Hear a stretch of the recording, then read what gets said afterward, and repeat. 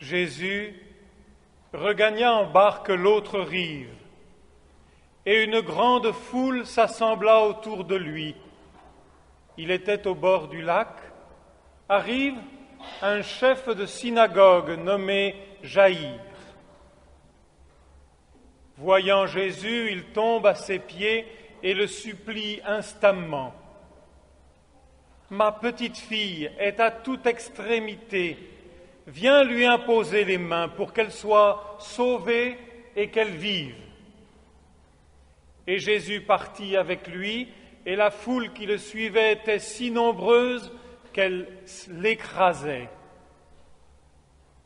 Or, une femme qui avait des pertes de sang depuis 12 ans, elle avait beaucoup souffert du traitement de nombreux médecins et elle avait dépensé tous ses biens sans aucune amélioration. Au contraire, son état avait plutôt empiré. Cette femme, donc, ayant appris ce qu'on disait de Jésus, vint par derrière dans la foule et toucha son vêtement, car elle se disait: « Si je parviens à toucher seulement son vêtement, je serai sauvée. » À l'instant, l'hémorragie s'arrêta et elle ressentit dans son corps qu'elle était guérie de son mal. Aussitôt, Jésus se rendit compte qu'une force était sortie de lui et il se retourna dans la foule et il demandait: « Qui a touché mes vêtements ?» Ses disciples lui répondaient: « Tu vois bien que la foule t'écrase et tu demandes qui m'a touché. » Mais lui regardait tout autour pour voir celle qui avait fait ce geste. Alors la femme, craintive et tremblante, sachant que ce qui lui était arrivé, vint se jeter à ses pieds et lui dit toute la vérité. Mais Jésus reprit: « Ma fille, ta foi t'a sauvée, va en paix et sois guérie de ton mal. » Comme il parlait encore, les gens arrivent de la maison de Jaïr pour annoncer à celui-ci: « Ta fille vient de mourir, à quoi bon déranger encore le maître ?» Jésus, surprenant ces mots, dit au chef de la synagogue: « Ne crains pas, crois seulement. » Il ne laissa personne l'accompagner, sinon Pierre, Jacques et Jean son frère. Ils arrivent à la maison du chef de synagogue. Jésus voit l'agitation et des gens qui pleurent et poussent de grands cris. Il entre et leur dit: « Pourquoi cette agitation et ces pleurs? L'enfant n'est pas morte, elle dort. » Mais on se moquait de lui. Alors, il met tout le monde dehors, prend avec lui le père et la mère de l'enfant et ceux qui l'accompagnent. Puis il pénètre là où reposait la jeune fille, il saisit la main de l'enfant et lui dit « Talitha koum », ce qui signifie « Jeune fille, je te le dis, lève-toi ». Aussitôt, la jeune fille se leva et se mit à marcher. Elle avait 12 ans. Ils en furent complètement bouleversés. Mais Jésus leur recommanda avec insistance que personne ne le sache. Puis il leur dit de la faire manger. Acclamons la parole de Dieu.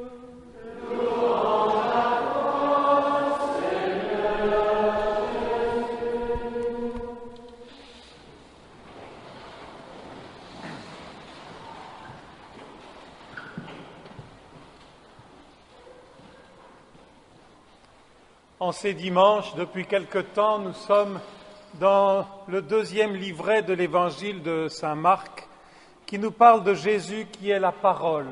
Et après avoir annoncé le royaume par des paraboles, on voit Jésus qui agit, qui par des actes de puissance nous fait comprendre la force de sa parole la mission de sa parole. Et le nom du chef de synagogue, et Marc n'a pas l'habitude de donner les noms des gens, surtout des personnages secondaires. Ici, les deux femmes n'ont pas de nom, mais il donne celui de ce chef de synagogue, c'est Jaïr, c'est-à-dire il éclaire. Eh bien, que le Seigneur nous éclaire pour que, aujourd'hui, nous puissions entrer accueillir la force de la parole de l'Évangile. Dans les 4 actes de puissance, nous en avons 2 aujourd'hui, 2 miracles. Les 2 précédents étaient dimanche dernier, Jésus qui apaise la mer, et entre 2 qui était à lire pendant la semaine pour les devoirs de vacances, eh bien, nous avons lu le démoniaque de Gérasa. Jésus entre dans notre monde et il ne nous invite pas à imaginer que si nous prions ou à imaginer un monde où tout devrait être bien, où tout est bien, et comme si le mal, j'allais dire quelque part, n'était qu'un accident, ou n'existait pas, ou ne devrait pas exister. Jésus entre dans notre monde comme il est. Mais ce que Jésus fait par sa parole, quand il apaise la tempête, quand il renvoie les démons dans le lac, eh bien, il met les choses en ordre. C'est cette parole créatrice, comme le dit et le suggère Jésus qui parle et qui apaise la mer. Il remet les choses du chaos dans le chaos et il ordonne le monde. Sa parole est créatrice. Et si nous accueillons sa parole aujourd'hui, c'est aussi pour qu'elle crée en nous, qu'elle crée cet être de disciple, qu'elle crée et qu'elle fasse jaillir la vie. Car ce qu'il s'agit bien ici dans ces 2 miracles complémentaires suivants, eh bien, c'est bien le jaillissement de la vie. Cette femme qui vient le toucher, qui a des pertes de sang depuis 12 ans, c'est bien la source de la vie qui est en cause. Elle est tellement en cause et son mal est tellement grand, eh bien qu'elle est suivant les lois de pureté et suivant les lois de protection sanitaire que sont les lois de pureté, elle est exclue de la communauté. Elle est exclue aussi d'une vie de femme, d'épouse, et elle ne peut pas vivre cette vie normale. Elle est exclue. Et elle vient dans le secret de son cœur. Et de l'autre côté, c'est aussi la source de la vie, cette jeune fille de 12 ans qui arrive à l'âge de la puberté, qui va arriver à l'âge de l'épanouissement aussi, où elle peut donner la vie. Eh bien, c'est dans notre monde. Vous voyez, les sources de la vie qui sont coupées, qui ne produisent pas, qui ne vont pas jusqu'au bout. Comme au fond de nos cœurs souvent, eh bien les sources de la vie, les sources de l'amour, les sources de la communion, les sources du bonheur, eh bien sont souvent taries et nous nous contentons et nous sommes errants quelque part dans ce monde, ou du moins essayant de nous accommoder avec les forces du mal et puis que le meilleur gagne. Et ici nous avons, c'est le père de cet enfant, nous avons cette femme qui vont vivre 2 modes, avec lesquels nous allons regarder 2 modes suivant lesquels nous nous approchons du Seigneur. Cette femme s'approche d'abord parce qu'elle a un grand désir, un grand espoir de guérison, mais elle s'approche dans le secret. Elle n'ose pas formuler sa prière. Elle n'ose pas, ou si elle s'approche de Jésus, ou si elle ose une prière dans le fond de son cœur, bien cachée de tous, eh bien, elle le fait un peu comme on fait un mauvais coup. Elle le fait en se présentant comme cela, mais en essayant de voler, de prendre, en voulant rester, en ne pensant pas, malgré son fol espoir, que le Seigneur peut vraiment, il y a juste cette pensée un peu encore peut-être magique, encore pas très bien développée.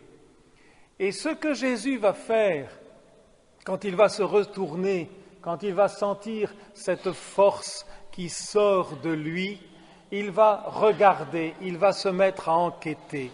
Quand nous nous approchons, quand nous esquissons une prière, quand nous n'osons plus prier ensemble ou officiellement, mais que c'est simplement du fond de notre cœur, Jésus s'arrête, nous regarde, nous cherche du regard et veut quelque part libérer en nous la parole. Elle ne pouvait pas parler parce qu'elle était impure par ce flux de sang.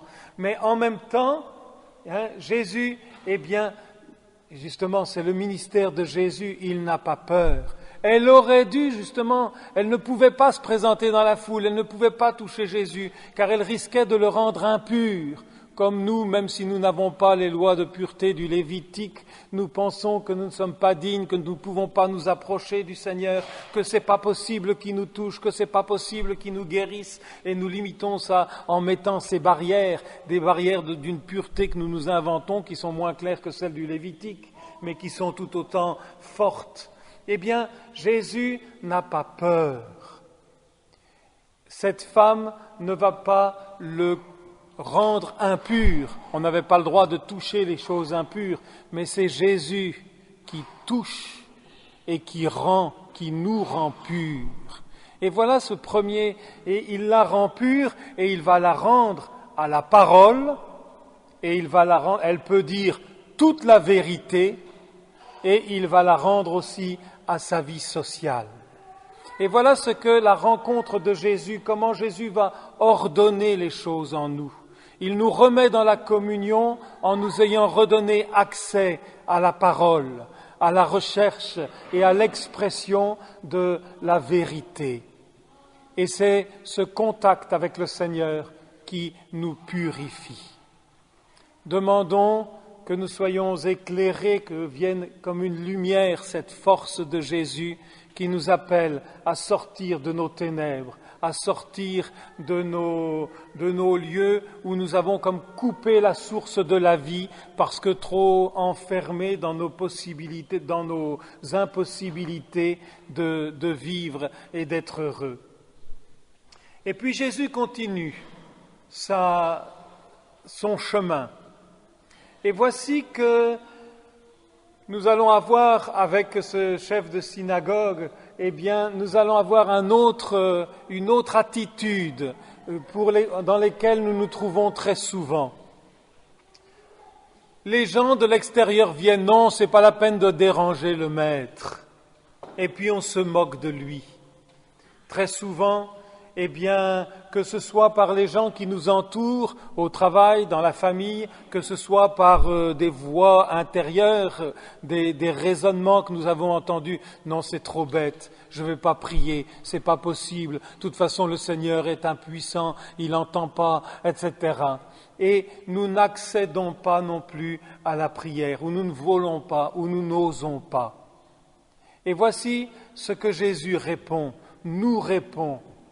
Ne crains pas, crois seulement. Ce crois veut dire ouvre ton cœur. Ce crois veut dire regarde la parole, accueille cette œuvre de Dieu qui veut remettre de l'ordre et te faire dans ta vie et te faire accéder aux sources de la vie. Et Jésus va continuer. Et Jésus, d'une manière toute simple, s'étonne, pourquoi ces agitations, pourquoi ces pleurs, et voit la démesure dans laquelle les gens sont rentrés, non pas la démesure des coutumes, mais par rapport à son mode de regarder. Tu t'inquiètes, tu m'as appelé, je viens. Et Jésus entre, et sans prononcer de prière, sans faire de grands gestes, il ordonne à cette jeune fille de se lever, de s'éveiller, de sortir de ce sommeil de la mort. Et il nous appelle aussi à sortir du sommeil de nos morts. Il nous appelle à nous éveiller. On nous signale dans ce texte qu'avec les parents, seuls sont invités Pierre, Jacques et Jean. que l'on retrouvera ici en trinôme uniquement à la transfiguration et puis aussi à la prière de Jésus précédant sa passion, inaugurant sa passion. Et il est demandé aussi aux disciples de ne pas, dans la suite du texte, le verset suivant, eh bien, il est demandé aux disciples de ne pas annoncer cela à tout le monde. S'il ressuscitait des morts et si tout le monde commençait à pleurer, ça va se faire connaître. Alors, est-ce que c'est une incohérence du texte? Non, c'est peut-être que Jésus veut nous attirer l'attention, comme il dira à la transfiguration. Eh bien, ne dites pas cet événement avant que je sois relevé d'entre les morts. Car effectivement, et c'est la lumière que Jésus veut nous donner, Jésus ici fait ce geste de puissance pour nous indiquer ce que saint Paul nous le dira, il a triomphé du mal, il a triomphé de manière définitive du péché et de la mort. Mais nous ne pourrons le comprendre qu'en regardant la résurrection du Seigneur. Et c'est pour nous cette importance de fêter le dimanche, de fêter ce dimanche, de fêter tous les dimanches. Et c'est pour nous l'importance de fêter chaque Eucharistie qui est ce rappel de la résurrection de Jésus. Car nous qui arrivons comme cette femme, comme ce père de famille, qui arrivons coupés des sources de la vie, le Seigneur nous demande de nous voir dans sa résurrection, de laisser, comme disait encore avec le nom de Jaïr, mais l'oraison d'aujourd'hui, notre vie s'illuminer, notre vie être mise sous son pouvoir, de tout ce qui est mort en nous, de le déposer dans la mort de Jésus pour ressusciter avec lui. Nous sommes appelés à accueillir cette parole, à accueillir ce regard de Jésus sur nous, pour nous rappeler que dans cette résurrection, notre vie est cachée dans le Christ. Elle est cachée en Dieu avec le Christ, comme dit encore saint Paul. Eh bien, soyons sûrs, comme le rappelait le livre de la sagesse, ce n'est pas Dieu qui a fait la mort. Ce n'est pas Dieu qui veut que notre vie s'étiole et ne corresponde à rien. Il veut au contraire la fonder.